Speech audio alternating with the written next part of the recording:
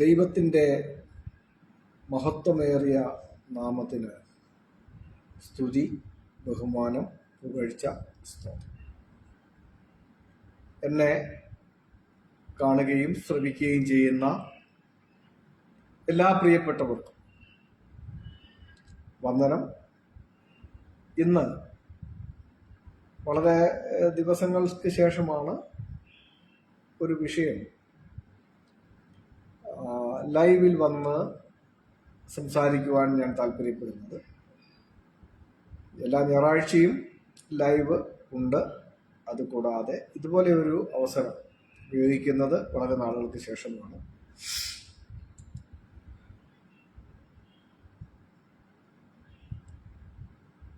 വിശ്വാസ സംബന്ധമായ ചർച്ചകൾ, ചോദ്യങ്ങൾ, മറുപടികൾ ഇതൊക്കെ നമ്മൾ ധാരാളം കാണുകയും കേൾക്കുകയും ചെയ്തതാണ്. എന്നാൽ ഈ ചർച്ചകളിലും സംവാദങ്ങളിലുമൊക്കെ പലപ്പോഴും നമ്മളത് കാണുന്നതിനായി ചിലവിട്ട സമയം പ്രയോജനപ്പെടുന്നുണ്ടോ എന്നത് വളരെ പ്രസക്തമായ ഒരു ചോദ്യമാണ്. ഇപ്പൊ എന്നോട് എൻ്റെ വിശ്വാസത്തെക്കുറിച്ച് ആരെങ്കിലും ചോദിച്ചാൽ ഞാൻ എൻ്റെ വിശ്വാസത്തെക്കുറിച്ച് നേർക്ക് നേരെ കാര്യങ്ങൾ പറഞ്ഞ് ചാപ്റ്റർ ക്ലോസ് ചെയ്യും. എന്താണ് എൻ്റെ വിശ്വാസം എന്ന് എന്നോട് ഒരാൾ ചോദിച്ചാൽ എൻ്റെ വിശ്വാസം എന്താണെന്ന് പറയും. അത് ചോദിക്കാതെ തന്നെ പറയാൻ താല്പര്യപ്പെടുന്ന ഒരാളാണ് ഞാൻ ഇതാണ് വിശ്വസിക്കുന്നത്. ഞാൻ ക്രൈസ്തവ ലോകത്ത് അറിയപ്പെടുന്ന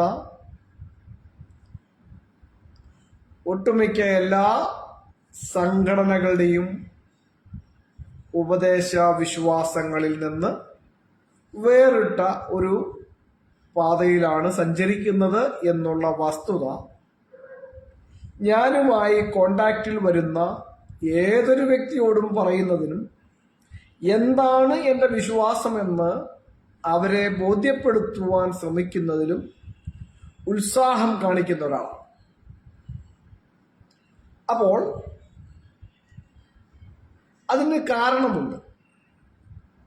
വിശുദ്ധ വേദപുസ്തകം പഠിപ്പിക്കുന്ന ആ തലത്തിൽ നമ്മൾ പരിശോധിച്ചാൽ പത്രോസ് ശ്ലീഹ എഴുതിയ ലേഖനം, 1-ാം ലേഖനത്തിന്റെ 3-ാം അധ്യായം 15-ാം വാക്യത്തിൽ നമ്മൾ വായിക്കുന്നത്, നിങ്ങളിലുള്ള പ്രത്യാശയെക്കുറിച്ച് ന്യായം ചോദിക്കുന്ന ഏവനോടും സൗമ്യതയും ഭയഭക്തിയും പൂണ്ട് പ്രതിവാദം പറവാൻ എപ്പോഴും ഒരുങ്ങി ഇരിപ്പീൻ. അപ്പോൾ എന്നിലുള്ള വിശ്വാസത്തെക്കുറിച്ചും പ്രത്യാശയെക്കുറിച്ചും ഒരാൾ ചോദിച്ചാൽ അതിന് ഞാൻ മറുപടി പറയുവാൻ ബാധ്യസ്ഥനാണ്. ഞാൻ ഈ ആമുഖം പറഞ്ഞതിന്റെ കാരണം, ചില ദിവസങ്ങൾക്ക് മുമ്പ്, ഞാൻ വളരെ ദിവസങ്ങളായിട്ട് ഈ വിഷയത്തിൽ സംസാരിക്കണമെന്ന് താല്പര്യപ്പെട്ടതാണ്. ചില ദിവസങ്ങൾക്ക് മുൻപേ ഞാൻ വളരെ സ്നേഹിക്കുന്ന എൻ്റെ ഒരു സ്നേഹിതൻ, ഞങ്ങൾ തമ്മിൽ നേരിട്ട് കണ്ടിട്ടില്ല, ഇതുവരെയുള്ള പരിചയങ്ങളെല്ലാം സോഷ്യൽ മീഡിയയിൽ കൂടി മാത്രമുള്ള പരിചയമാണ്. അദ്ദേഹത്തിൻ്റെ ഒരു വീഡിയോ ശ്രദ്ധയിൽപ്പെടാനിടയായി.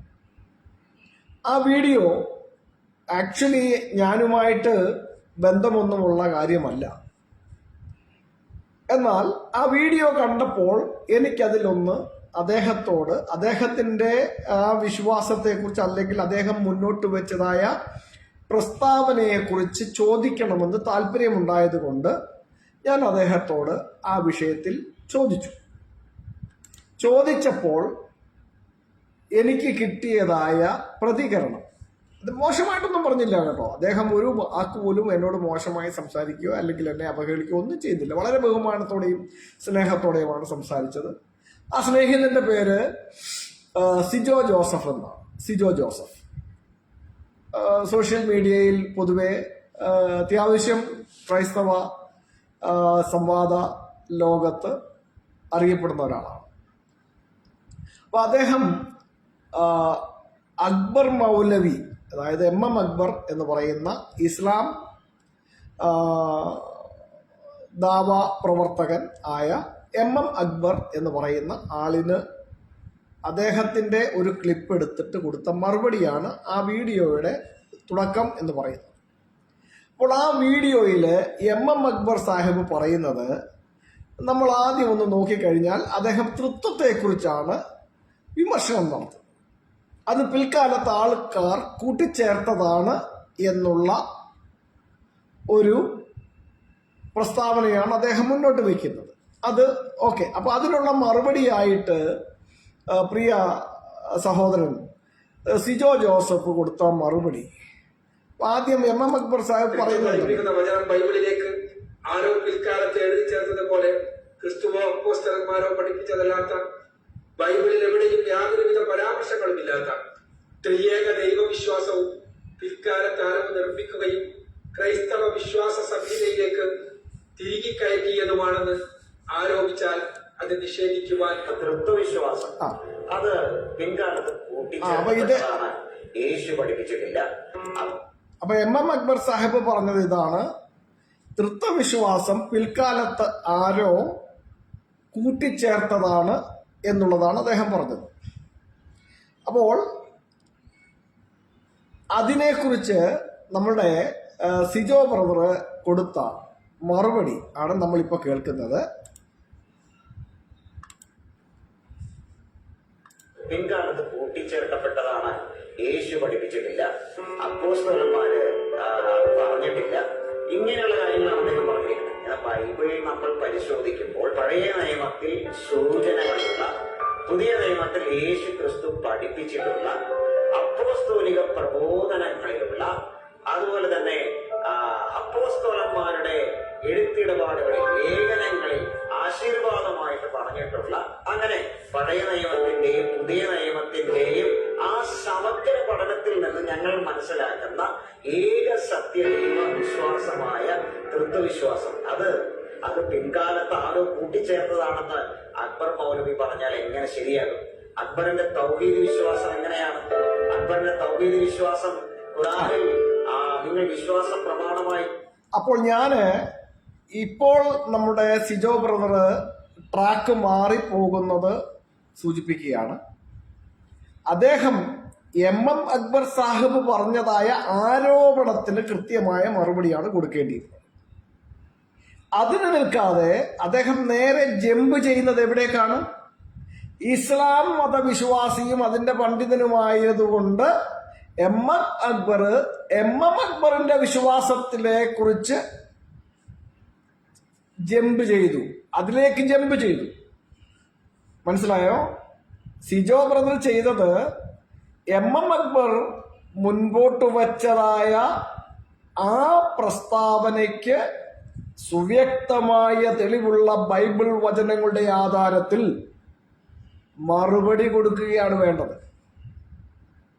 അതല്ലാതെ അവിടെ MM അക്ബറിന്റെ വിശ്വാസം എന്താണോ അതിലേക്ക് അവരുടെ തൗഹീദ്, അവരുടെ അള്ളാഹുവിനോട് മുഹമ്മദിനെ കൂട്ടിച്ചേർത്തു എന്നൊക്കെയുള്ള ആരോപണങ്ങൾ വെക്കാനാണ് അദ്ദേഹം ഉത്സാഹം കാണിക്കുന്നത്.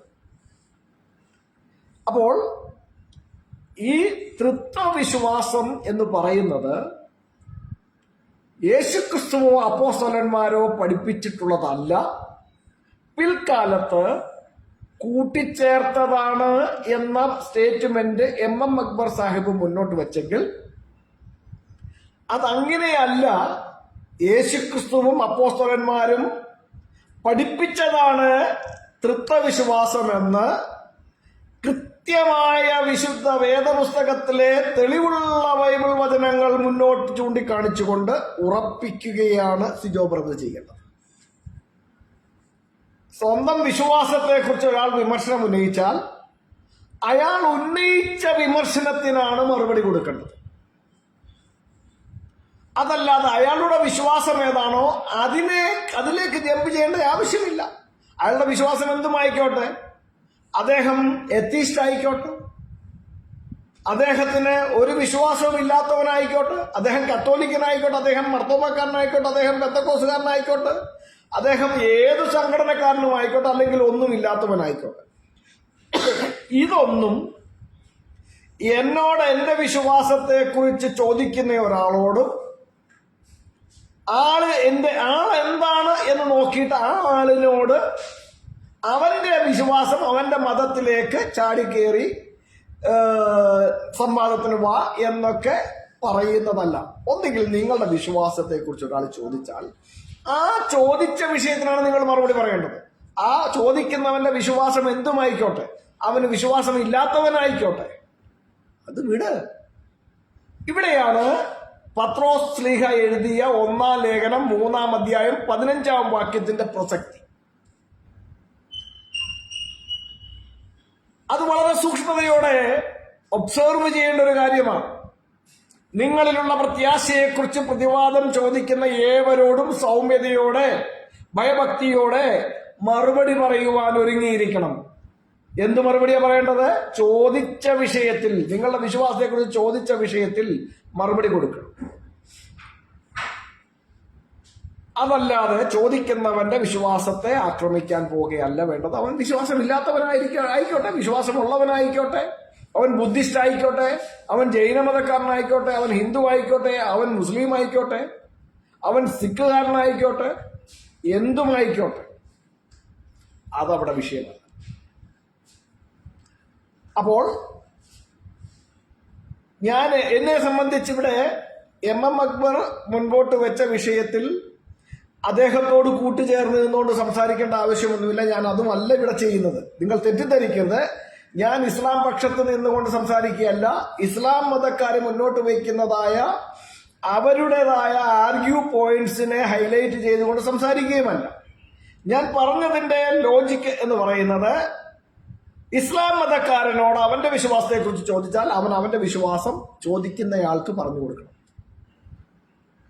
ക്രിസ്ത്യാനിയോട് ക്രിസ്തീയ വിശ്വാസത്തെക്കുറിച്ച് ചോദിച്ചാൽ അവന്റെ വിശ്വാസം എന്താണോ അത് അവന് പറഞ്ഞു കൊടുക്കണം, ചോദിക്കുന്ന ആളിന് പറഞ്ഞു കൊടുക്കണം. ഇതാണ് വേണ്ടത് എന്നതാണ് ഞാനിവിടെ ചൂണ്ടിക്കാണിച്ചത്. അപ്പോൾ ഇതേ സമയം തന്നെ നമ്മുടെ ഈ സഹോദരൻ സിജോ ജോസഫ്, അദ്ദേഹത്തോട് ഞാൻ ആ പോസ്റ്റിൽ പോയിട്ട് ഒരു കമന്റ് ഇട്ടു. ഈ വീഡിയോ കണ്ടപ്പോൾ ഞാനൊരു കമന്റ് ഇട്ടു. എന്റെ കമന്റ് എന്ന് പറയുന്നത്, MM അക്ബറും ഇസ്ലാമും അവിടെ നിൽക്കട്ടെ, അതെന്റെ വിഷയമല്ല. മേൽപ്പറഞ്ഞ സമഗ്രമായ പഠനത്തിൽ നിന്നും നിങ്ങൾ മനസ്സിലാക്കുന്ന ഏക സത്യദൈവ വിശ്വാസത്തിൽ ഒരുവൻ മാത്രമാണോ ദൈവം അതോ മൂവരാണോ ദൈവം എന്നൊരു ചോദ്യമാണ് ഞാൻ അവിടെ മുൻപോട്ട് വെച്ചത്. എന്തുകൊണ്ടാണ് ഞാൻ ഈ ചോദ്യം മുന്നോട്ട് വെച്ചത്? എനിക്ക് ഇൻട്രസ്റ്റിംഗ് ആണ് ഈ തൃത്വം എന്ന് പറയുന്ന വിഷയം ചർച്ച ചെയ്യുന്നതും പഠിക്കുന്നതും ഒക്കെ എനിക്ക് ഇൻട്രസ്റ്റിംഗ് ആണ്. അതുകൊണ്ട് തന്നെ ഞാൻ അതിനകത്ത് മുന്നോട്ട് ചോദ്യം വെച്ചത് സിജോ ബ്രദർ പറഞ്ഞ സ്റ്റേറ്റ്മെന്റിനെ ആധാരമാക്കിയാണ്. ആ സ്റ്റേറ്റ്മെന്റ് നമുക്ക് ഒന്നുകൂടെ കേൾക്കാം. പുതിയ നിയമത്തിന്റെയും ആ സമഗ്ര പഠനത്തിൽ നിന്ന് അപ്പോസ്തോലിക പ്രഭവം ബൈബിളിൽ നമ്മൾ പരിശോധിക്കുമ്പോൾ പഴയ നിയമത്തിൽ സൂചനകളുള്ള പുതിയ നിയമം. അപ്പൊ ഇവിടെ ഒന്നാമത്തെ അദ്ദേഹത്തിന്റെ സ്റ്റേറ്റ്മെന്റ്, ബൈബിൾ നമ്മൾ പരിശോധിക്കുമ്പോൾ പഴയ നിയമത്തിൽ സൂചനകളുള്ളത്. രണ്ടാമത്തേത്, യേശുക്രിസ്തു പഠിപ്പിച്ചിട്ടുള്ളത്. പുതിയ നിയമത്തിൽ യേശുക്രിസ്തു പഠിപ്പിച്ചിട്ടുള്ളത്. അടുത്തത്, അപ്പോസ്തോലിക പ്രബോധനങ്ങളിലുള്ള അപ്പോസ്തലന്മാരുടെ പ്രബോധനങ്ങളിലുണ്ട്. അടുത്തത്, അതുപോലെ തന്നെ അപ്പോസ്തലന്മാരുടെ എഴുത്തിടപാടുകളിൽ ലേഖനങ്ങളിൽ അപ്പോസ്തലന്മാരുടെ ലേഖനങ്ങളിലുണ്ട്. അടുത്തത്, ആശീർവാദത്തിലുണ്ട്. അപ്പോസ്തലന്മാരുടെ എഴുത്തിടപാടുകളിലെ ആശീർവാദത്തിലുണ്ട്. എന്തുകൊണ്ടെന്നാണ് പറയുന്നത് അദ്ദേഹം? അപ്പൊ ഇവിടെ കേൾക്കണം, പഴയ നിയമത്തിൽ സൂചനകളുണ്ട്, പുതിയ നിയമത്തിൽ യേശുക്രിസ്തു പഠിപ്പിച്ചിട്ടുണ്ട്, അപ്പോസ്തലന്മാർ അതിനെക്കുറിച്ച് പഠിപ്പിച്ചിട്ടുണ്ട്, അപ്പോസ്തലന്മാരുടെ എഴുത്തിടപാടുകളിൽ എന്ന് പറഞ്ഞാൽ ലേഖനങ്ങളിൽ, ആശീർവാദത്തിൽ ത്രിയേക വിശ്വാസമുണ്ട്. നിയമത്തിന്റെയും പുതിയ നിയമത്തിന്റെയും ആ സമഗ്ര പഠനത്തിൽ നിന്ന് ഞങ്ങൾ മനസ്സിലാക്കുന്ന അപ്പം ഇവിടെ അദ്ദേഹം പറയുന്നത് എന്താണ്? അങ്ങനെയുള്ള പഴയ നിയമത്തിന്റെയും പുതിയ നിയമത്തിന്റെയും സമഗ്രമായ പഠനത്തിൽ നിന്നും അദ്ദേഹം ഉൾപ്പെടുന്ന സമൂഹം മനസ്സിലാക്കുന്നതാണ് എന്ത്? ഏകസത്യദൈവ വിശ്വാസമായ, ശ്രദ്ധിക്കണേ, അദ്ദേഹം പറയുന്ന സ്റ്റേറ്റ്മെന്റ് ശ്രദ്ധിക്കണം. ഇങ്ങനെ പഴയ നിയമത്തിന്റെയും പുതിയ നിയമത്തിന്റെയും സമഗ്രമായ പഠനത്തിൽ നിന്നും പ്രിയ സഹോദരൻ സിജോ ജോസഫ് ഉൾപ്പെടുന്ന സമൂഹം മനസ്സിലാക്കുന്ന വിശ്വാസം എന്താണ്? ഏകസത്യദൈവ വിശ്വാസമായ അടുത്തത് തൃത്വവിശ്വാസം. ഓക്കെ, ഏകസത്യദൈവ വിശ്വാസമായ തൃത്വവിശ്വാസം, ഇതാണ് അദ്ദേഹം കൊണ്ടുവന്ന് നിർത്തുന്നത്.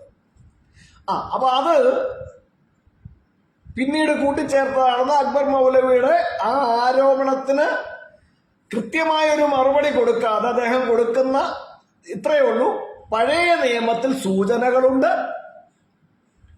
പുതിയ നിയമത്തിൽ യേശുക്രിസ്തു പഠിപ്പിച്ചിട്ടുണ്ട്, അടുത്തത് അപ്പോസ്തലന്മാർ പഠിപ്പിച്ചിട്ടുണ്ട്, പിന്നെ അപ്പോസ്തലന്മാരുടെ ലേഖനങ്ങളിൽ, കത്തിടപാടുകൾ, അതാണ് ലേഖനങ്ങളിൽ, എഴുത്തിടപാടുകളിൽ ആശീർവാദ വാക്യത്തിൽ ഉണ്ട്. എന്തുണ്ട്? ഏകസത്യദൈവ വിശ്വാസമായ ഏകദൈവ വിശ്വാസം. ശ്രദ്ധിക്കണേ, ഏകസത്യദൈവമായ ഏകദൈവ വിശ്വാസം. ഒന്നുകൂടെ ശ്രദ്ധിക്കേ.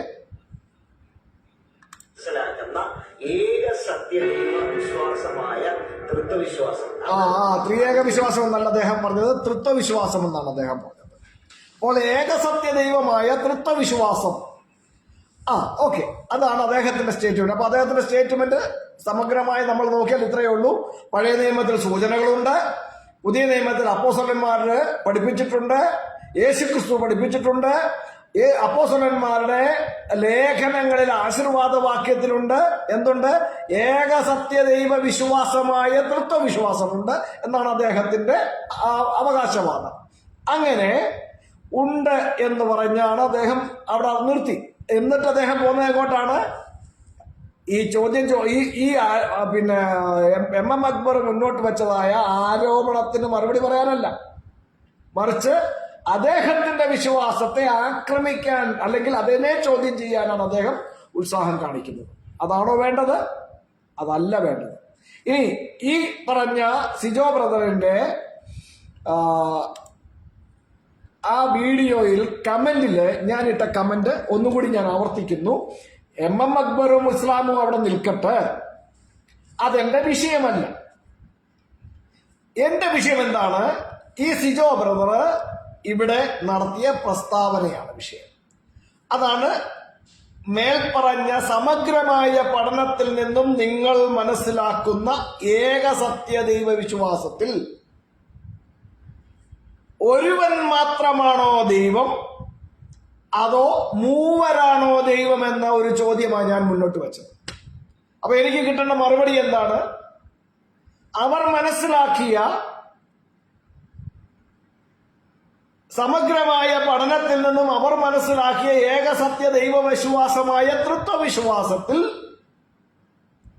ദൈവം ഒരുവനാണോ അതോ മൂവരാണോ ദൈവം എന്നതാണ് എന്റെ ചോദ്യം. അപ്പൊ ഒരുവനാണെങ്കിൽ ഒരുവനാണെന്ന് പറയണം, മൂവരാണെങ്കിൽ മൂവരാണെന്ന് പറയണം.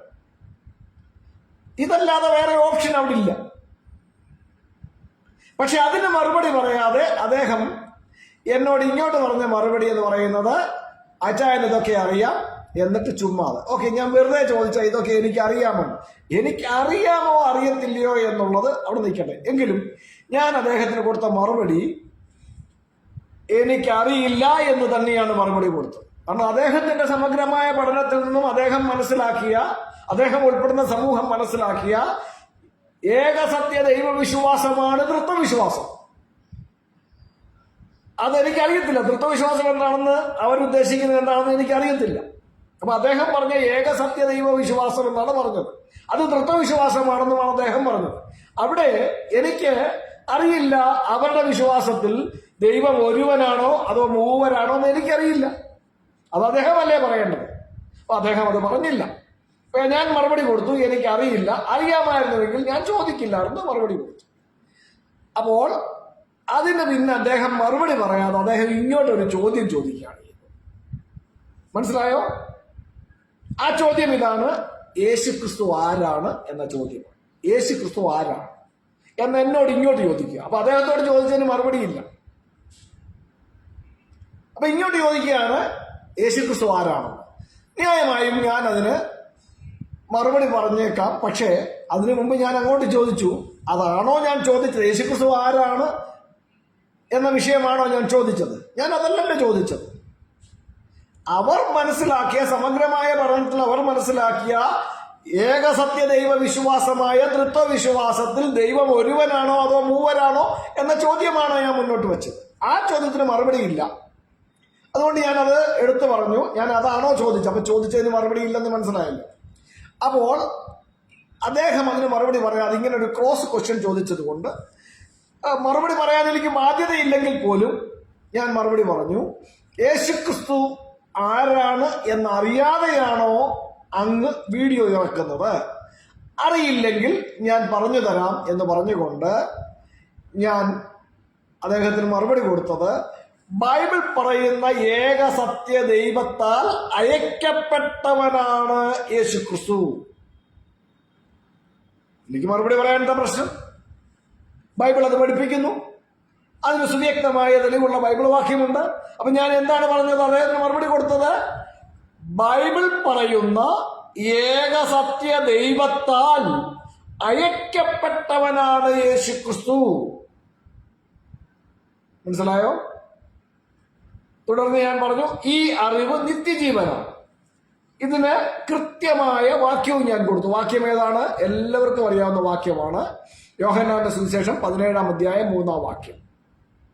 അവിടെ ദൈവത്തിന്റെ പുത്രൻ പറയുന്നത്, this is life eternal, that they might no thee the only true God and Jesus Christ whom thou hast sent.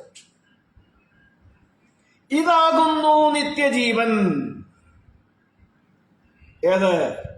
that they might know thee the only true God. പിതാവിനോട് സംസാരിക്കുന്നതാണ്. അവർ ഒരേ ഒരു സത്യദൈവമായ നിന്നെ അറിയുന്നതും നീ അയച്ച യേശുക്രിസ്തുവിനെ അറിയുന്നതും. എന്താണ് നിത്യജീവൻ? ഒരേ ഒരു സത്യദൈവമായ നിന്നെ അറിയുന്നതും നീ അയച്ച യേശുക്രിസ്തുവിനെ അറിയുന്നതും. അപ്പോൾ ഇവിടെ വളരെ കൃത്യമായി തന്നെ വിശുദ്ധ വേദപുസ്തകം പറയുന്നു, യേശുക്രിസ്തുവിനെ അയച്ചവനാണ് ഓൺലി ട്രൂ ഗോഡ്, ഒരേ ഒരു സത്യദൈവം. അതാരാണെന്ന് വളരെ കൃത്യമായി അവിടെയുണ്ട്. യോഹന്നാൻ സുവിശേഷം 17-ാം അധ്യായം 1 മുതൽ തുടങ്ങുന്ന വാക്ക് ഇങ്ങനെയാണ്. ഇത് സംസാരിച്ചിട്ട് യേശു സ്വർഗത്തേക്ക് നോക്കി പറഞ്ഞത് എന്തെന്നാൽ, പിതാവേ, നാഴിക വന്നിരിക്കുന്നു, നിന്റെ പുത്രൻ നിന്നെ മഹത്വപ്പെടുത്തേണ്ടതിന് പുത്രനെ മഹത്വപ്പെടുത്തേണമേ. നീ അവന് നൽകിയിട്ടുള്ളവർക്കെല്ലാവർക്കും നിത്യജീവനെ നൽകേണ്ടതിന് നീ സകല ജഡത്തിന്മേലും അവന് അധികാരം നൽകിയിരിക്കുന്നുവല്ലോ. ഏക സത്യദൈവമായ നിന്നെയും നീ അയച്ചിരിക്കുന്ന യേശുക്രിസ്തുവിനെയും അറിയുന്നത് തന്നെ നിത്യജീവൻ. അപ്പോൾ എത്ര സമഗ്രമായ പഠനങ്ങൾ നടത്തി എന്ന് പറഞ്ഞാലും ബൈബിൾ പഠിപ്പിക്കുന്ന ഓൺലി ട്രൂ ഗോഡ്, ഒരേ ഒരു സത്യദൈവം, യേശുക്രിസ്തുവിനെ അയച്ചവനാണ്. യേശുക്രിസ്തുവിനെ അയച്ചത് പിതാവാണ്.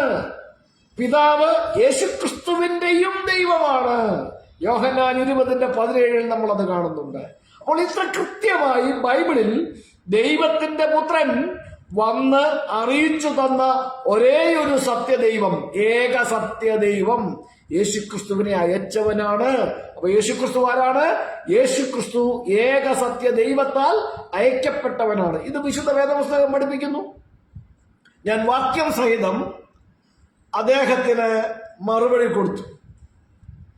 എന്നിട്ട് അദ്ദേഹം കുറച്ച് ദിവസങ്ങൾക്ക് ശേഷമാണ് വന്നിട്ട്, ഞാൻ ഓൾറെഡി മറുപടി കൊടുത്തല്ലോ. അദ്ദേഹം ചോദിച്ച യേശുക്രിസ്തു ആരാണ് എന്ന് ചോദിച്ചു. ഞാൻ മറുപടി കൊടുത്തു, ഏക സത്യ ദൈവത്താൽ അയക്കപ്പെട്ടവനാണ് എന്ന് ഞാൻ മറുപടി കൊടുത്തു. എന്നിട്ടും ചില ദിവസങ്ങൾക്ക് ശേഷമാണ് അദ്ദേഹം വന്നിട്ട് എന്നോട് ഇങ്ങോട്ട് പറയാം, ഇതിന് ഉത്തരം പറയച്ച. ഞാൻ ഓൾറെഡി ഉത്തരം പറഞ്ഞതാണ്. ചോദ്യത്തിന് ഞാൻ മറുപടി പറഞ്ഞു. പക്ഷെ എന്റെ ചോദ്യത്തിന് മറുപടി എവിടെ? ആരാണെന്ന ചോദ്യത്തിന് ഉത്തരം കിട്ടിയില്ലെന്നാണ് അദ്ദേഹം പിന്നെയും പറയുന്നത്. മനസ്സിലായില്ലേ? യേശുക്രിസ്തു ആരാണ്? ഏകസത്യ ദൈവത്താൽ അയക്കപ്പെട്ടവനാണ് എന്ന് മറുപടി കൊടുത്തു. അപ്പൊ യേശുക്രിസ്തു ആരാണെന്നതിന് ഉത്തരം കിട്ടിയില്ലേ? ഏകസത്യ ദൈവത്താൽ അയക്കപ്പെട്ടവനാണ്. Jesus Christ is send by the only true God. ഞാൻ മറുപടി കൊടുത്തിട്ടില്ലേ? ഞാൻ മറുപടി കൊടുത്തു.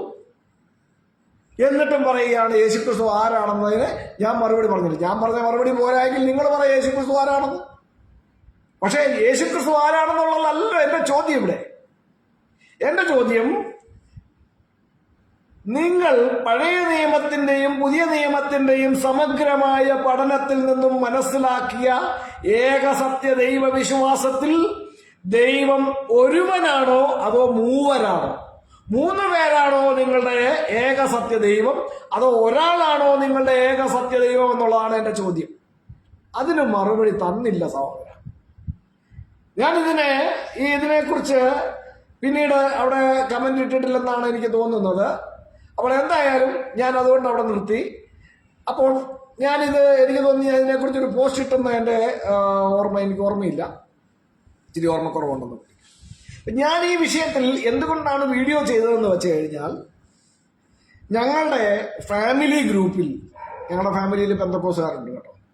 അപ്പോൾ ഞങ്ങളുടെ ഫാമിലി ഗ്രൂപ്പിൽ ഇദ്ദേഹത്തിന്റെ സിജോ ജോസഫ് ബ്രദറിന്റെ വീഡിയോ എന്തോ വലിയ കാര്യം പോലെ ഷെയർ ചെയ്തത് എന്റെ ശ്രദ്ധയിൽപ്പെട്ടു. ഞാൻ ഫാമിലി ഗ്രൂപ്പില് റിലീജിയസ് ടോപ്പിക്ക് ചർച്ച ചെയ്യാറില്ല, കാരണം അവർക്കതിൽ താല്പര്യമില്ല. അത് തന്നെയാണ് ഞങ്ങളുടെ കുടുംബത്തിലെ ഞങ്ങളുടെ ബന്ധങ്ങളും കാര്യങ്ങളും ഒക്കെ ഒക്കെ സഹോദരങ്ങളാണ്, ഞങ്ങൾ ബന്ധുക്കളാണ്. ആ ബന്ധങ്ങളും ഒക്കെ അങ്ങനെ തന്നെ നിൽക്കട്ടെ. അവർക്കിഷ്ടമില്ലാത്തത് കൊണ്ട് ഈ വിഷയങ്ങൾ ചർച്ച ചെയ്യുന്നതിൽ അവർക്ക് താല്പര്യമില്ലാത്തതുകൊണ്ട് ഞാൻ അവരുമായിട്ട് ഈ വിഷയങ്ങൾ ചർച്ച ചെയ്യാൻ പോകാറില്ല. ഇങ്ങോട്ട് ചോദിച്ചാൽ മറുപടി പറയും, പക്ഷെ അവർ ചോദിക്കത്തില്ല. അവരിങ്ങോട്ട് വിശ്വാസ സംബന്ധമായ വിഷയങ്ങൾ ചോദിക്കത്തുമില്ല, സംസാരിക്കത്തുമില്ല. ഞങ്ങളുമായിട്ട് അവർക്ക് വിശ്വാസ വിഷയത്തിൽ കൂട്ടായ്മയൊന്നുമില്ല. ഞങ്ങൾ ബന്ധുക്കളെന്ന നിലയിലുള്ളതായ ഞങ്ങളുടെ ബന്ധങ്ങൾക്ക് അടുപ്പവും സ്നേഹവും എല്ലാം ഉണ്ട്. പക്ഷെ വിശ്വാസ വിഷയത്തിൽ ഞങ്ങൾ തമ്മിൽ സഹകരണമില്ല. അത് അവരുടെ വിശ്വാസവും ഞങ്ങളുടെ വിശ്വാസവും രണ്ട് ധ്രുവത്തിലായതുകൊണ്ട് തന്നെയാണ്. അപ്പോൾ അവർക്കിത് അറിയാനും താല്പര്യമില്ല, കേൾക്കാനും താല്പര്യമില്ല. അവർ വിശ്വസിച്ച് പോരുന്നത് അന്ധമായി വിശ്വസിച്ച് അവർ പോരുന്നു. അപ്പോൾ അവര് ഈ വീഡിയോ ഞങ്ങളുടെ ഗ്രൂപ്പിൽ, ഫാമിലി ഗ്രൂപ്പിൽ അവർ ഷെയർ ചെയ്ത്, ഞാൻ റിലീജിയസ് ടോപ്പിക് ഒന്നും അവിടെ ഷെയർ ചെയ്യാറില്ല, ഞാൻ ചെയ്യാറില്ല. അപ്പൊ അത് കണ്ടതുകൊണ്ടാണ് ഞാനിത് മറുപടിയായി ഒരു വീഡിയോ ചെയ്യാൻ ഇറങ്ങിയത്. അപ്പോൾ നിങ്ങളുടെ വിശ്വാസത്തെക്കുറിച്ച് ഒരാൾ ചോദിച്ചാൽ, അല്ലെങ്കിൽ ഒരാൾ വിമർശനം ഉന്നയിച്ചാൽ, നിങ്ങളുടെ വിശ്വാസത്തിന്റെ ആധികാരികത ഉറപ്പിക്കേണ്ടതാണ് നിങ്ങളുടെ ഉത്തരവാദിത്വം. അല്ലാതെ ചോദിച്ചവന്റെ അല്ലെങ്കിൽ വിമർശിച്ചവന്റെ വിശ്വാസത്തെ ചോദ്യം ചെയ്യുന്നതിലൂടെ നിങ്ങളുടെ വിശ്വാസം ഉറപ്പിക്കപ്പെടുന്നില്ല. ഞങ്ങളെ ചോദ്യം ചെയ്താൽ നിങ്ങളെ ചോദ്യം ചെയ്യും, അത്രയേ ഉള്ളൂ. അല്ലാതെ ഒന്നും സംഭവിക്കാൻ പോകുന്നില്ല. മനസ്സിലായില്ലേ?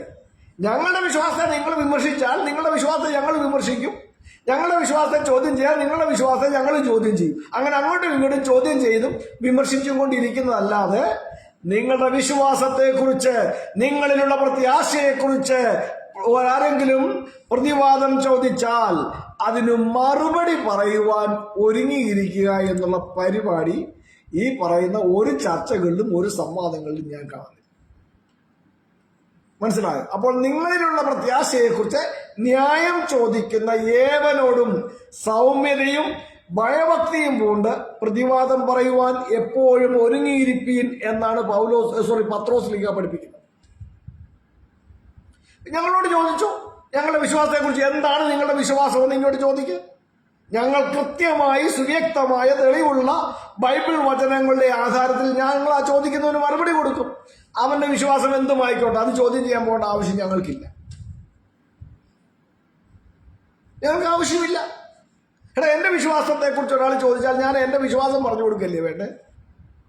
അല്ലാതെ ചോദിക്കാൻ വന്ന, എന്റെ വിശ്വാസത്തെക്കുറിച്ച് ചോദിക്കാൻ വന്ന, അല്ലെങ്കിൽ എന്റെ വിശ്വാസത്തെ വിമർശിക്കാൻ വന്നവന്റെ വിശ്വാസത്തെ ചോദ്യം ചെയ്യുകയോ വിമർശിക്കുകയോ ചെയ്തത് കൊണ്ട് എൻ്റെ വിശ്വാസത്തിന് സ്ഥിരതയാകുമോ?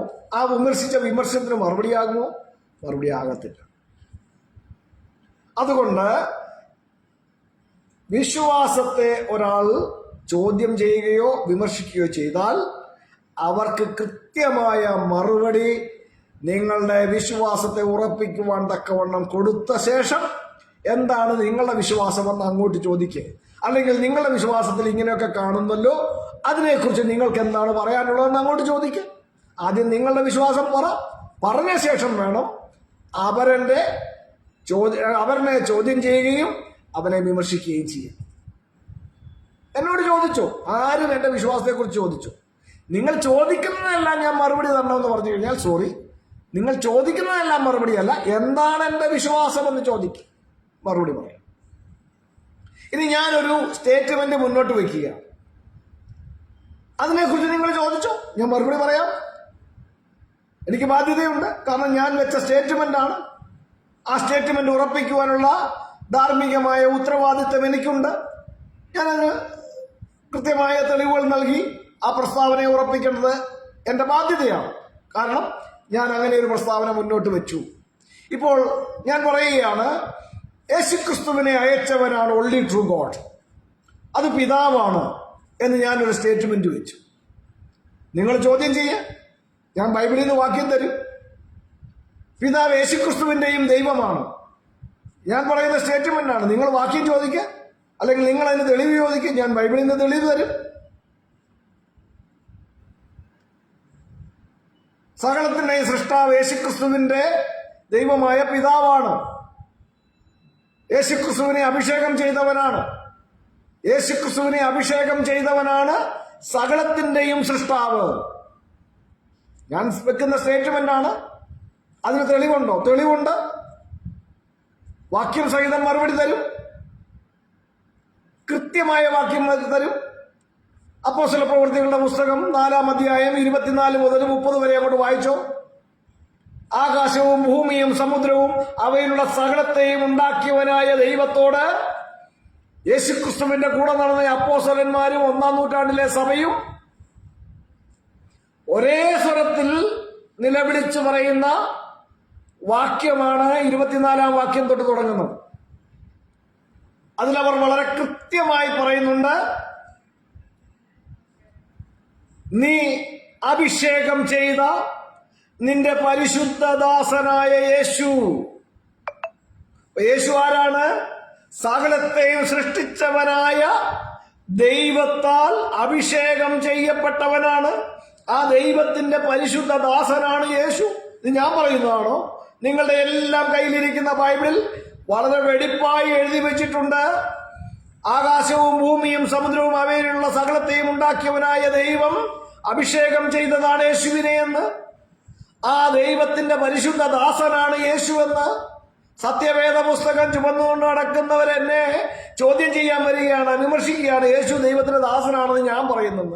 ഞാൻ കയ്യിൽ നിന്നിട്ട് പറഞ്ഞല്ല, POCയിലും സത്യവേദ പുസ്തകത്തിലും ഒക്കെ ഇങ്ങനെ തന്നെയാണ് എഴുതി വെച്ചിരിക്കുന്നത്.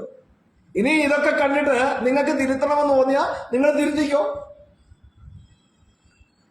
അപ്പോസ്തല പ്രവൃത്തി 3-ാം അധ്യായത്തിന്റെ 13-ാം വാക്യത്തിൽ പഴയ നിയമത്തിൽ യാഹൂവ എന്ന എന്നേക്കും നാമമുള്ളവനെന്ന് മോശയോട് അരുളി ചെയ്തവനായ ദൈവം അബ്രഹാമിന്റെയും ഇസഹാക്കിന്റെയും യാക്കോബിന്റെയും ദൈവമായി പിതാക്കന്മാരുടെ ദൈവമായവന്റെ ദാസനാണ് യേശുവെന്ന് അപ്പോസ്തല പ്രവൃത്തി 3:13 എഴുതി വെച്ചിട്ടുണ്ട്. ഞാൻ കൃത്യമായ വാക്യം തരുന്നുണ്ടല്ലോ, എനിക്ക് മടിയൊന്നുമില്ല. കാരണം തെളിയിക്കാനും തെളിവ് തരാനും കഴിയുന്ന കാര്യങ്ങളെ ഞാൻ സംസാരിക്കത്തുള്ളൂ. ഏതെങ്കിലും വാക്യം ഇങ്ങോട്ട് കൊണ്ടുപോയി ഇതൊന്ന് വ്യാഖ്യാനിച്ചെന്ന് പറഞ്ഞുകൊണ്ട് ആ പരിപാടി എന്റെ അടുക്ക നടക്കത്തില്ല. നിങ്ങൾ കൊണ്ടുവരുന്ന വാക്യത്തിൽ നിങ്ങൾക്ക് എന്തെങ്കിലും സ്ഥാപിക്കാനുണ്ടെങ്കിൽ നിങ്ങൾ അത് ചെയ്ത് കാണിക്കുക, അല്ലാതെ നിങ്ങൾ കൊണ്ടുവരുന്ന വാക്യം വ്യാഖ്യാനിക്കാനിരിക്കുകയല്ല ഞാൻ. That's not my duty. അങ്ങനെ ഒരു ഉത്തരവാദിത്വം എനിക്കില്ല. നിങ്ങൾ കാണിക്കുന്ന വാക്യമെല്ലാം വ്യാഖ്യാനിക്കാൻ. നോ വ്യാഖ്യാനം. മനസ്സിലായില്ലേ? വ്യാഖ്യാനമില്ല എനിക്ക്.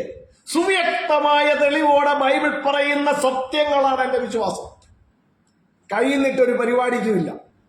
പിന്നെ ഞങ്ങളുടെ ഇന്റേണൽ ഡിസ്കഷനിൽ അഭിപ്രായങ്ങൾ പറയും. യോജിപ്പും വിയോജിപ്പും ഉള്ളവരുണ്ടാകാം. അത് ഞങ്ങളുടെ അണ്ടർസ്റ്റാൻഡിംഗ് ആണ്. അത് ഞങ്ങളുടെ ഇടയിലെ ചർച്ചകളാണ്. അല്ല നിങ്ങൾ കൊണ്ടുവരുന്ന വാക്യങ്ങളെല്ലാം വ്യാഖ്യാനിക്കാൻ പറഞ്ഞാൽ സോറി, ഞാൻ അതിനിരിക്കുകയല്ല, ആ പരിപാടിയില്ല. നിങ്ങൾ കൊണ്ടുവരുന്ന വാക്യത്തിൽ നിന്ന് നിങ്ങൾ എന്താണോ സ്ഥാപിക്കാൻ കൊണ്ടുവരുന്നത് അത് സ്ഥാപിച്ച് കാണിക്കുക. അതിനകത്ത് എന്തെങ്കിലും ഒബ്ജക്ഷൻ ഉണ്ടെങ്കിൽ നിങ്ങൾ കൊണ്ടുവരുന്നതായ അവകാശവാദത്തിന്റെ അടിസ്ഥാനമില്ലായ്മ ഞങ്ങൾക്ക് തോന്നിയാൽ ഞങ്ങളത് ചൂണ്ടിക്കാണിക്കും. ഇങ്ങനെയൊക്കെയാണ് ഞങ്ങളുടെ നിലപാടുകൾ. മനസ്സിലായോ? അതുകൊണ്ട് ഞങ്ങളുടെ വിശ്വാസത്തെക്കുറിച്ച് നിങ്ങൾക്കറിയണോ? ചോദിച്ചോളൂ, ഞങ്ങൾ പറയും. ഞങ്ങൾ വിശ്വസിക്കുന്നത് യേശുക്രിസ്തുവിന്റെ ദൈവമായ പിതാവാണ് ഒരേ ഒരു സത്യദൈവമെന്നാണ്. അതാണ് ഞങ്ങളുടെ വിശ്വാസം. അത് വിശുദ്ധ വേദപുസ്തകം വളരെ കൃത്യമായി പഠിപ്പിക്കുന്നു. ഞങ്ങളത് പറയുന്നുമുണ്ട്. ഞങ്ങളുടെ വിശ്വാസം അതാണ്. We believe in one God, the creator of everything. He is the God of Jesus Christ. Jesus Christ is anointed by our God. Jesus Christ is appointed by our God. Jesus Christ is sent by our God. Jesus Christ is sanctified by our God. യോഹന്നാൻ 10:36 എടുത്ത് വായിച്ചോണം. ഒരിക്കൽ നമ്മുടെ ഏഴംകുളം സാങ്കുടിച്ചാന് ഞാൻ ഈ statement മുന്നോട്ട് വെച്ചപ്പോൾ എന്നോട് reference ചോദിച്ചതാണ്. Doctor Ezhamkulam സാങ്കുട്ടിച്ചായൻ എന്നോട് റെഫറൻസ് ചോദിച്ചു. ഞാൻ കൃത്യമായ റെഫറൻസ് കൊടുത്തു. Jesus Christ is sanctified by the Father, John 10:36. ഇതൊന്നും ഞങ്ങൾ കൈന്നിട്ട് പറയുന്നതല്ല. യേശു ക്രിസ്തുവിനെ കർത്താവായും ക്രിസ്തുവായും നിയോഗിച്ചവനാണ് ദൈവം.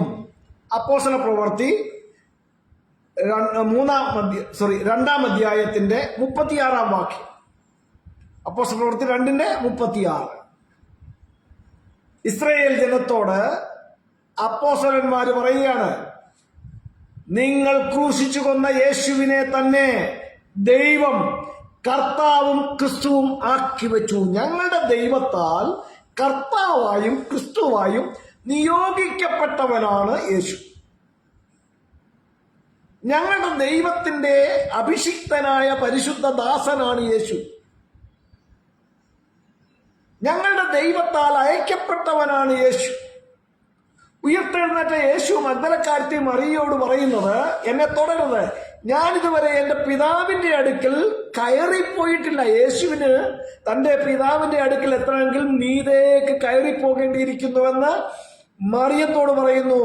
യോഹന്നാൻ 20:17. തുടർന്ന് പറയുന്നത് എന്താണ്?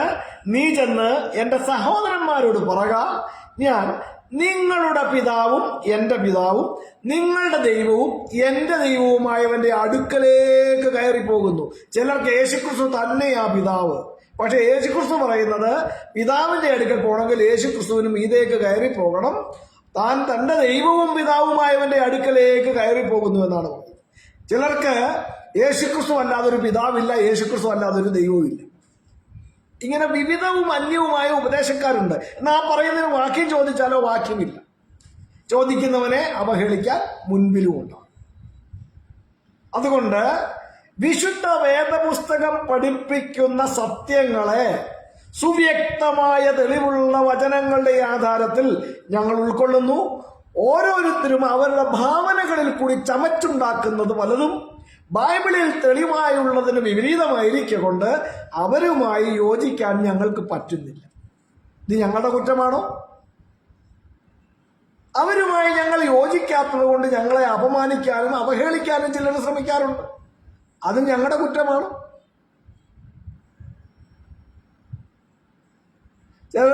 പണ്ട് നമ്മൾ പറഞ്ഞു കേട്ടിട്ടുണ്ട്, അവൻ സ്വന്തം പൊന്ന് പിത്തളയായി പോയത് ആരുടെ കുറ്റമാണ്? നിങ്ങളുടെ വിശ്വാസം ബൈബിളിന് വിപരീതമായി പോയത് ഞങ്ങളുടെ കുറ്റമല്ല. ഞങ്ങൾ അബദ്ധത്തിൽ നിങ്ങളോടൊപ്പം ആയിരുന്നു. അന്ന് ഞങ്ങൾ വിചാരിച്ചത് നിങ്ങൾ പറയുന്നതൊക്കെയാ ശരിയെന്ന് വിചാരിച്ചു. പക്ഷെ ഞങ്ങള് ബെറോവയിലുള്ള വിശ്വാസികളെ പോലെ നിങ്ങൾ പറയുന്നത് കേൾക്കുക മാത്രമല്ല, അതൊക്കെ അങ്ങനെ തന്നെയാണോ എന്ന് തിരുവെഴുത്തുകളെ പരിശോധിച്ചുകൊണ്ടേ ഇരുന്നപ്പോൾ ഞങ്ങൾ സത്യത്തിന്റെ പരിജ്ഞാനത്തിലേക്ക് വരുവാൻ കഴിഞ്ഞു. അതുകൊണ്ട് ഇനി അങ്ങോട്ട് വിപരീത ഉപദേശത്തിന്റെ അടിമത്തത്തിലേക്ക് നിൽക്കണ്ട എന്നുള്ള തീരുമാനമെടുത്തു. For any benefit we are not willing to join with you. ഞങ്ങൾക്ക് നഷ്ടങ്ങളുണ്ടാകാം ഭൗതികമായ, പക്ഷെ ആത്മീകമായ വിഷയത്തിൽ ഞങ്ങൾക്ക് നേട്ടങ്ങളാണ്. ആ പ്രത്യാശയാണ് ഞങ്ങളെ നയിക്കുന്നത്. ഈ സത്യത്തിന്റെ പരിജ്ഞാനത്തിൽ നിൽക്കുവാൻ ഞങ്ങളെ പ്രേരിപ്പിക്കുന്നത് ഞങ്ങളുടെ ആത്മീയ പ്രത്യാശയാണ്. ഞങ്ങളുടെ കർത്താവായ യേശുക്രിസ്തു പറഞ്ഞത്, നിങ്ങളുടെ ഹൃദയം കലങ്ങിപ്പോകരുത്, ദൈവത്തിൽ വിശ്വസിപ്പീൻ, എന്നിലും വിശ്വസിപ്പീൻ. എന്റെ പിതാവിന്റെ ഭവനത്തിൽ അനേക വാസസ്ഥലങ്ങളുണ്ട്. ഇല്ലായിരുന്നുവെങ്കിൽ ഞാൻ നിങ്ങളോട് പറയുമായിരുന്നു, ഞാൻ നിങ്ങൾക്ക് സ്ഥലമൊരുക്കുവാൻ പോകുന്നു. ഞാൻ പോയി സ്ഥലമൊരുക്കിയ ശേഷം പിന്നെയും വന്ന് നിങ്ങളെ എന്റെ അടുക്കൽ ചേർത്തുകൊള്ളും. ഞാനായിരിക്കുന്നിടത്ത് നിങ്ങളും ആയിരിക്കേണ്ടതെന്ന്. യോഹന്നാന്റെ സുവിശേഷം 14-ാം അധ്യായം 1 മുതൽ 3 വരെയുള്ള വാക്യങ്ങളിൽ ഇക്കാര്യം കൃത്യമായുണ്ട്. ഇത് ഞങ്ങളുടെ പ്രത്യാശയാണ്. ഞങ്ങൾ ഈ പ്രത്യാശയ്ക്ക് വേണ്ടിയാണ് ചുവടുകൾ വെക്കുന്നത്. ദൈവത്തിൽ വിശ്വസിക്കുവാനും ഇത് പറഞ്ഞ യേശുക്രിസ്തുവിൽ വിശ്വസിക്കാനും ഞങ്ങളുടെ കർത്താവായ യേശുക്രിസ്തു ഞങ്ങൾക്ക് പറഞ്ഞു തന്നിരിക്കുകയാണ്.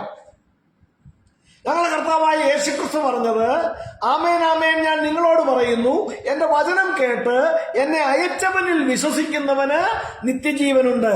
യേശുക്രിസ്തുവിനെ അയച്ചത് പിതാവാണ്. അപ്പോൾ യേശുക്രിസ്തുവിന്റെ വചനം കേട്ട് യേശുക്രിസ്തുവിനെ അയച്ചവനിൽ വിശ്വസിക്കുന്നവനാണ് നിത്യജീവൻ. യേശുക്രിസ്തുവിനെ അയച്ച ഒരാൾ ഇല്ല എന്ന് പഠിപ്പിക്കുന്നവരോടൊപ്പം കൂട്ടായ്മ ആചരിക്കാൻ പറ്റുമോ? ഇന്ത്യ പെന്തക്കോസ്ത് ദൈവസഭയുടെ കൺവെൻഷൻ വേദിയിൽ വരെ നിന്നുകൊണ്ട് വിളിച്ചു കൂവുന്നതാണ്, യേശു മാത്രം ദൈവം, യേശുക്രിസ്തു അല്ലാതെ മറ്റൊരു ദൈവമില്ല. ഞാൻ ഈ കഴിഞ്ഞ ദിവസവും ആ വീഡിയോ ഷെയർ ചെയ്തിട്ടുണ്ട്. അനീഷ് കാവാലം എന്ന് പറഞ്ഞ ഒരാള് ഇവിടെ കൊട്ടാരക്കര വിലങ്ങറ IPCയുടെ കൺവെൻഷൻ വേദിയിൽ പുറകില് പാസ്റ്റർമാരുടെ നീണ്ട നിര ഇങ്ങനെ ഇരിക്കുക. അവരെല്ലാം ഈ അനീഷ് കാവാലം പറഞ്ഞതിന് ആമീൻ പറഞ്ഞു കൈപൊക്കി. ഒരുത്തനും നാളിന്ന് വരെ ഈ അനീഷ് കാവാലം പറഞ്ഞത് വിപരീത ഉപദേശമാണെന്ന് പറഞ്ഞിട്ടില്ല. IPCയിലെ ഒരു നേതാവിനെയും കണ്ടിട്ടില്ല അനീഷ് കാവാലം പറഞ്ഞത് ബൈബിൾ വിരുദ്ധ ഉപദേശമാണെന്ന്. പിതാവെന്ന് പറഞ്ഞൊരു ദൈവമേ ഇല്ല എന്നല്ലേ അദ്ദേഹം പറഞ്ഞത്? യേശു മാത്രം ദൈവം, യേശുക്രിസ്തു അല്ലാതെ മറ്റൊരു ദൈവമില്ല എന്ന് അലറിക്കുകയാണ് മൈക്കിൽ കൂടെ. അതിനർത്ഥം എന്താണ്? യേശുക്രിസ്തുവാണോ പിതാവ്? യേശുക്രിസ്തുവിന് പിതാവില്ലേ? യേശുക്രിസ്തുവിന്റെ ദൈവമായ പിതാവില്ലേ? യേശു മാത്രം ദൈവം, യേശുക്രിസ്തു അല്ലാതെ മറ്റൊരു ദൈവം ഇല്ലെന്ന് IPC ഇന്ത്യ പെന്തക്കോസ്ത് ദൈവസഭ എന്ന് പറഞ്ഞ പ്രസ്ഥാനത്തിന്റെ പുൾപിറ്റിൽ നിന്നുകൊണ്ട് പറഞ്ഞത് വർഷങ്ങൾക്ക് പിന്നിട്ടു. നാളിന്ന് വരെ അതിനെ വിമർശിക്കാനും ചോദ്യം ചെയ്യുവാനും ഒരുത്തനും മുന്നോട്ട് വന്നിട്ടില്ല. ഇക്കഴിഞ്ഞ ദിവസം നമ്മുടെ ഫിലിപ്പി തോമസ്, IPCയിലെ പ്രമുഖനായ ഒരു പാസ്റ്ററാണ് ഫിലിപ്പി തോമസ്, പറയുമ്പോൾ ഉള്ളത് പറയണമല്ലോ. അദ്ദേഹത്തിന്റെ പിതാവ് കരുവാറ്റ തോമാച്ചായൻ നടത്തിക്കൊണ്ടിരുന്ന ബേത്ലഹേം ക്രിസ്ത്യൻ എഡ്യൂക്കേഷൻ സെന്ററിൽ ഞാനും പഠിച്ചതാണ്. ഞാൻ അവിടുത്തെ കഞ്ഞി കുടിച്ച ആളാണ്, അവിടെ താമസിച്ചാണ്. അതുകൊണ്ട് എന്താണ് ഞാൻ വിപരീത ഉപദേശത്തിന് കൂട്ടു നിൽക്കാൻ പറ്റുമോ? ഞാൻ ബേത്ലഹേം ക്രിസ്ത്യൻ എഡ്യൂക്കേഷൻ സെന്ററിലെ കഞ്ഞി കുടിച്ചതാണ്. ഞാൻ അവിടെ പഠിച്ചയാളാണ്.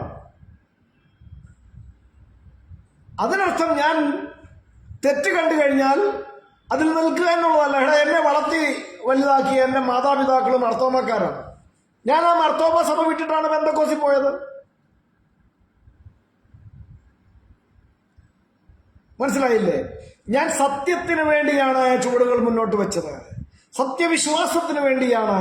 സത്യത്തിന്റെ പരിജ്ഞാനത്തിലേക്ക് വരുമ്പോൾ മറ്റുള്ള സകല കാര്യങ്ങളെയും വിട്ടിട്ട് ആ സത്യത്തെ പിന്തുടരുക എന്നുള്ളത് എന്റെ ധാർമ്മികതയാണ്. അവിടെ കുടിച്ച കഞ്ഞിയുടെ കടപ്പാടല്ല, മറിച്ച് ജീവൻ തന്ന് നമ്മെ രക്ഷിക്കുവാനായി വന്ന കർത്താവായ യേശുക്രിസ്തു പറഞ്ഞതായ സത്യങ്ങളെ പിന്തുടരുന്നതിലൂടെ ലഭിക്കുന്ന നിത്യജീവന്റെ പ്രത്യാശയിലേക്ക് പോവുക എന്നുള്ളതാണ്. കുടിച്ച കഞ്ഞിയോട് കടപ്പാട് സ്നേഹമൊക്കെ ഉണ്ട്, അതൊന്നുമില്ല എന്ന് ഞാൻ പറയുന്നില്ല. ഓക്കെ, അതുകൊണ്ട് വിപരീത ഉപദേശങ്ങൾ വിപരീത ഉപദേശമല്ല എന്ന് പറയാൻ പറ്റത്തില്ല. അത് പറഞ്ഞേ പറ്റൂ, അത് വിട്ടുമാറിയേ പറ്റൂ. അപ്പോൾ ഞാൻ ഈ പറഞ്ഞ അനീഷ് കാവാലം IPCയുടെ സ്റ്റേജിൽ മാത്രമല്ല, ചില നാളുകൾക്ക് ശേഷം അദ്ദേഹം WME വേൾഡ് മിഷൻ ഇവാഞ്ചലിസം എന്ന് പറയുന്ന ഒരു സംഘടനയുണ്ട്. പാസ്റ്റർ CS മാത്യു ഒക്കെ കൂടാണ് അതിന്റെ ഇന്ത്യയിലെ നടത്തിപ്പും കാര്യങ്ങളും ഒക്കെ അദ്ദേഹത്തിന്റെ ശേഷം ഇപ്പം OM രാജുക്കുട്ടി ആണ് പിന്നെ അതിന്റെ നടത്തിപ്പ്. അപ്പോൾ അവിടെ അവരുടെ ജനറൽ കൺവെൻഷന്റെ വേദിയിലും ഞാൻ കണ്ടു ഇതുപോലെ യേശു മാത്രം ദൈവം, യേശു ക്രിസ്തു അല്ലാതെ മറ്റൊരു ദൈവമില്ല എന്ന് ഈ അനീഷ് കാവാലം വിളിച്ചു പോകുന്നത്. അതിനെയും ആരും ചോദ്യം ചെയ്തിട്ടില്ല. എന്നാൽ ഈ പറഞ്ഞ IPCയുടെ പാസ്റ്റർ ഫിലിപ്പി തോമസ് കഴിഞ്ഞ ദിവസം ബദേലേജി ബാംഗ്ലൂരിന്റെ മുതലാളി MA വർഗീസ് എന്തോ ശാപത്തിന്റെ കാര്യത്തിൽ പറഞ്ഞത്, അയാളുടെ വേദിയിൽ നിന്ന് പറഞ്ഞത് ചോദ്യം ചെയ്യുന്നു. അത് വേദപുസ്തക വിപരീതമാണെന്ന് പറയാൻ ഫിലിപ്പി തോമസ് തയ്യാറായി. IPCയുടെ പുൾപിറ്റ് നിന്നിട്ട് യേശു മാത്രം ദൈവമെന്ന് പറഞ്ഞത് വേദവിപരീതമാണ്, വേദപുസ്തകത്തിന് വിപരീതമാണെന്ന് പറയാൻ, അല്ലെങ്കിൽ അത് തിരിച്ചറിയാൻ ഇന്ത്യ പെന്തക്കോസ്ത് ദൈവസഭയില് ഈ പാസ്റ്റർ ഫിലിപ്പി തോമസ് ഉൾപ്പെടെ ഒരുത്തനും നാളിന്ന് വരെ നാവ് പൊങ്ങിയിട്ടില്ല. അതുകൊണ്ട് പ്രിയരെ, വിശ്വാസ സംബന്ധമായി ഞാൻ വിശ്വസിക്കുന്നത് എന്റെ കൂടെ കൂട്ടായ്മ ആചരിക്കുന്ന എന്റെ സഹോദരങ്ങളുടെ വിശ്വാസത്തെക്കുറിച്ച് ഞങ്ങളോട് ചോദിച്ചാൽ മറുപടി പറയുവാൻ ഞങ്ങളുടെ വിശ്വാസം ഇന്നതാണെന്നും അത് ഇന്ന വാക്യങ്ങളുടെ ആധാരത്തിലാണെന്നും കൃത്യമായ തെളിവോടെ ഞങ്ങൾ പറയുന്ന കാര്യങ്ങൾ അതുപോലെ ആലേഖനം ചെയ്തിരിക്കുന്ന തിരുവെഴുത്തുകളുടെ ആധാരത്തിൽ ഉറപ്പിച്ച് സംസാരിക്കുവാൻ ഞങ്ങൾ സദാ സർവദാ സർവാത്മ സന്നദ്ധരാണ്. ചോദിക്കുന്നവന്റെ വിശ്വാസം എന്തായാലും അതിനെ ചോദ്യം ചെയ്യാൻ പോകേണ്ട ആവശ്യം ഞങ്ങൾക്കില്ല. അതല്ല ഞങ്ങൾ ചെയ്യുന്നത്. ഓക്കെ, അതുകൊണ്ട് സ്വന്തം വിശ്വാസത്തെ കുറിച്ച് ചോദിച്ചാൽ കൃത്യമായ തെളിവോടുകൂടി മറുപടി കൊടുക്കുക എന്നുള്ളതാണ് പ്രാഥമിക ആവശ്യം. അതല്ലാതെ ചോദിച്ചവന്റെ വിശ്വാസത്തെ ആക്രമിക്കാൻ പോകുകയല്ല പ്രാഥമികമായി ചെയ്യേണ്ടത്. വിമർശിക്കുന്നവന് വിമർശിച്ച വിഷയത്തിൽ നിങ്ങളുടെ ഭാഗത്തു നിന്നുള്ള ന്യായം എന്താണോ അത് പറയുകയാണ് വേണ്ടത്. വെറുതെ കാടടച്ച് പറഞ്ഞിട്ട് കാര്യമില്ല. പഴയ നിയമത്തിൽ സൂചനയുണ്ടെങ്കിൽ എവിടാണ് സൂചന? തൃത്വവിശ്വാസത്തിന്റെ സൂചന പഴയ നിയമത്തിൽ എവിടെയാണ് എന്നുള്ളത് കൃത്യമായ തെളിവ് മുന്നോട്ട് വെക്കണം. എന്താണ് തൃത്വവിശ്വാസം എന്നുള്ളത് ആദ്യം നിങ്ങൾ ഡിഫൈൻ ചെയ്യണം. നാളിന്ന് വരെ തൃത്വം എന്നാൽ എന്തെന്ന് ചോദിച്ചു കഴിഞ്ഞാല് യേശു ദൈവമാണെന്ന് പറയാൻ വേണ്ടി വെറുതെ തർക്കിച്ചും വാദിക്കാനും വേണ്ടി സമയം കളയുന്നതല്ലാതെ നാളിന്ന് വരെ തൃത്വം എന്നാൽ എന്തെന്ന് ചോദിച്ചാൽ കൃത്യമായ മറുപടി പറയുവാൻ കഴിവുള്ള ഒരുത്തനെയും കണ്ടിട്ടില്ല. കഴിഞ്ഞ ദിവസം വേറൊരുത്തൻ ഏതാണ്ട് റെവറൻഡ് ഡോക്ടർ പാസ്റ്റർ എന്നൊക്കെ ടൈറ്റിൽ വെച്ച ഒരു കക്ഷിയുടെ ഒരു ക്ലിപ്പ് എൻ്റെ കയ്യിൽ വന്നിട്ടുണ്ട്. അതെല്ലാം ഡൗൺലോഡ് ചെയ്ത് വെച്ചിട്ടുണ്ട്. ഞാൻ അടുത്ത ദിവസം ദൈവം അനുവദിച്ചാൽ അടുത്ത ദിവസങ്ങളിൽ അത് പോസ്റ്റ്മോർട്ടം ചെയ്ത് അദ്ദേഹം പറഞ്ഞതിലെ ഓരോ കാര്യങ്ങളെയും ഞാൻ ഹൈലൈറ്റ് ചെയ്തിട്ട് ഞാൻ വീഡിയോ ഇറക്കും. ഓക്കെ, അപ്പോൾ പ്രിയരെ, നിങ്ങളുടെ വിശ്വാസത്തെക്കുറിച്ച് ചോദിച്ചാൽ നിങ്ങളുടെ വിശ്വാസം പറഞ്ഞ് ഉറപ്പിച്ച ശേഷം അവരന്റെ വിശ്വാസത്തെ, ചോദിച്ചവന്റെ വിശ്വാസത്തെ ചോദ്യം ചെയ്യാൻ പോകും. അവൻ നിരീശ്വരവാദിയായിരിക്കാം, അവന് വിശ്വാസം ഇല്ലാത്തവനായിരിക്കാം. എന്താ, നിങ്ങളുടെ വിശ്വാസത്തെക്കുറിച്ച് ഒരാൾ ചോദിച്ചാൽ അത് ചോദിക്കേണ്ടതിന് അവൻ എന്തെങ്കിലും വിശ്വാസം ഉള്ളവനാകണോ? എന്നിട്ട് വേണം നിങ്ങൾക്ക് അവന്റെ വിശ്വാസത്തെ ചോദ്യം ചെയ്ത് സമയം കളഞ്ഞ് എസ്കേപ്പ് ചെയ്യാൻ, ഇല്ലേ? അതല്ല വേണ്ടത്. സിജോ ബ്രദർ ഞാൻ വളരെ സ്നേഹിക്കുന്നയാളാണ്. വ്യക്തിപരമായിട്ട് യാതൊരു വിഷയവുമില്ല. പക്ഷേ അദ്ദേഹത്തിന്റെ വീഡിയോ ഞാൻ പറഞ്ഞല്ലോ, അതിന്റെ കാരണങ്ങൾ ഞാൻ പറഞ്ഞു കഴിഞ്ഞു. എന്തുകൊണ്ടാണ് ഞാൻ ഇങ്ങനെ ഒരു വീഡിയോ ഇട്ടെന്ന് പറഞ്ഞു കഴിഞ്ഞു. വ്യക്തിപരമായി എനിക്ക് വളരെ സ്നേഹമാണ്. പ്രശ്നങ്ങളൊന്നുമില്ല. വൈരാഗ്യമോ വിരോധമോ ഒന്നുമില്ല. ഇപ്പൊ കണ്ടാലും നമ്മൾ വളരെ സ്നേഹത്തോടെ ഇടപെടുന്ന ആൾക്കാരാണ്. അതുകൊണ്ട് യാതൊരു പ്രശ്നവുമില്ല. പക്ഷേ വിശ്വാസത്തെക്കുറിച്ച് ചോദിച്ചാൽ നിന്റെ വിശ്വാസം നീ പറയുക. എന്റെ വിശ്വാസം ഇതാണ്, അത് ഇന്ന വാക്യങ്ങളുടെ ആധാരത്തിലാണ്, ഇന്ന കാര്യങ്ങളാണ് എന്ന് കൃത്യമായ തെളിവോടുകൂടി നിങ്ങൾ മറുപടി പറ. അതാണ് വേണ്ടത്. Thank you. എന്നെ ഇതുവരെ കാണുകയും ശ്രമിക്കുകയും ചെയ്ത എല്ലാ പ്രിയപ്പെട്ടവർക്കും വീണ്ടും സ്നേഹവന്ദനം. സർവശക്തനായ ദൈവം നിങ്ങളേവരെയും സഹായിക്കട്ടെ. God bless.